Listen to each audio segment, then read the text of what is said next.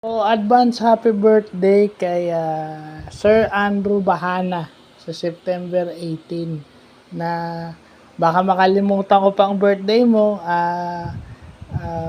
I'm happy to see or glad to see na aside from teaching, meron ka ng business, graduate ka na rin ng masters at kung ano pa mang additional course na meron ka to improve your knowledge, lalo na't nasa teaching field ka. So, butit meron kang business din, importante yan. So, napadaan lang para bumati ng happy birthday in advance kasi baka makalimutan ko pa.